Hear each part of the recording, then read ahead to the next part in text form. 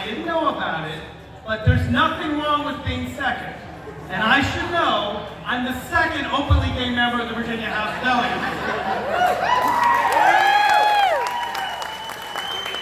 And I'm more known as the mentor to Danica Rome. Let's all give Danica a hand. So, I'm surrounded by firsts. I got Adam Evan, the first openly gay member. Then, Mark Sickles came out in 2014, when in 2015, I single-handedly doubled our representation, gay representation in the House Delegates.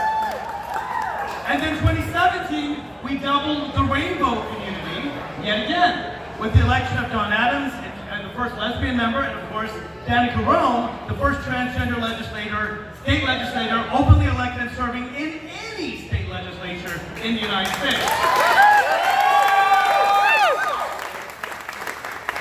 So in my short 4 years in office, we've gone from 1 to 2 to 4 in the Virginia House of Delegates.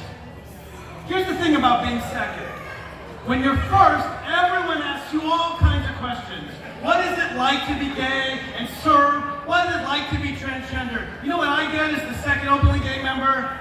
Mark, what's your feeling on healthcare and housing and employment? Gun rights. I'm like, ask me about being gay. No, we want to know your education policy.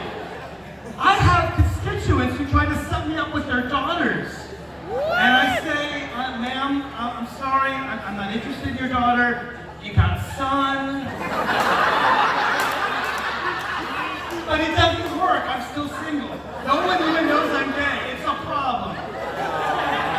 It's a good problem to have. It's the same thing with this Pride celebration.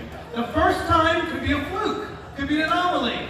Once you're the second, it becomes a pattern, and it's important that our rainbow representation, we just be delegates and senators serving your needs. It doesn't matter orientation. We're going to be here to serve you, and that's what we're here for.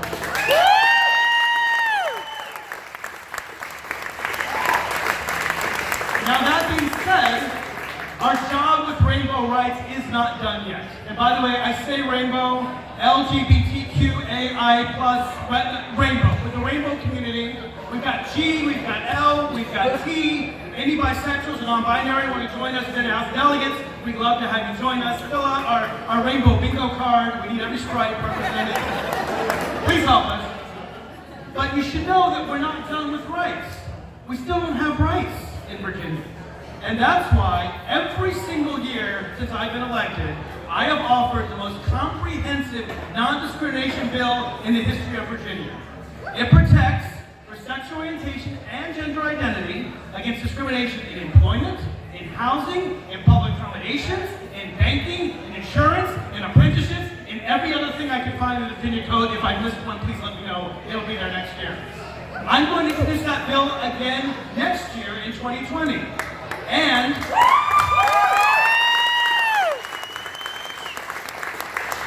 if we have a Democratic majority, I think that bill will pass.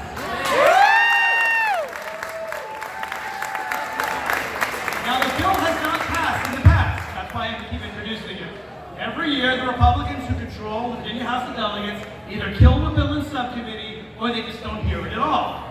In fact, one of the reasons why I do a budget amendment every year, in addition to my bill, very modest budget amendment, is because I want to get all 100 members of the Virginia House of Delegates on the record as to whether or not they support equality for our community, the rainbow community. And I'm sorry to say that every single year, the vote is party line. This year it was 51 to 49. Every single Democrat voted for our rights, every Republican voted against our rights. And I don't say this to be partisan. I say this to be factual. It's just a simple fact. We have Republicans running who claim to support our rights, but when it comes time to vote, they vote the wrong way. And that's why, in just 4 months, Virginia history might be made, but it depends on all of you. It depends on all of you. I hope it will be made, but it will depend on all of you. This November, you can make Virginia history. You can give us the first progressive majority in 400 years. We are the oldest elected body in the Western Hemisphere. And we will pass these bills that are impossible to pass down, will become easy. You've heard about the Federal Equality Act that's passed the House, have in trouble in the Senate. We can beat them to the punch. We can do it here in Virginia in early 2020. Now, I do have a history before coming to Virginia.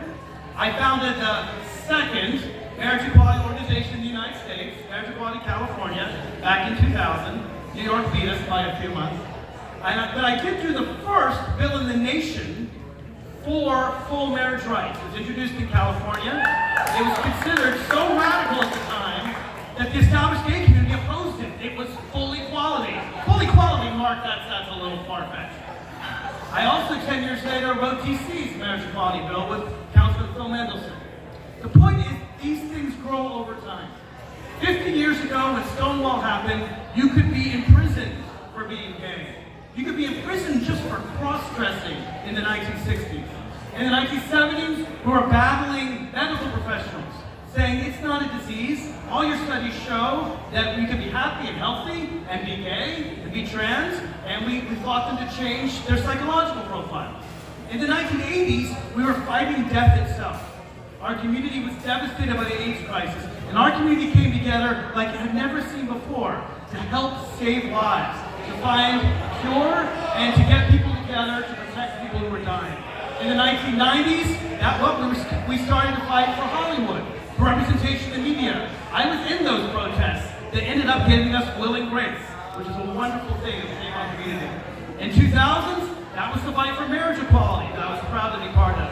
And in the teens, what do we have? We got rid of Don't Ask, Don't Tell. We got marriage equality. We had a president of the United States who fully embraced our community.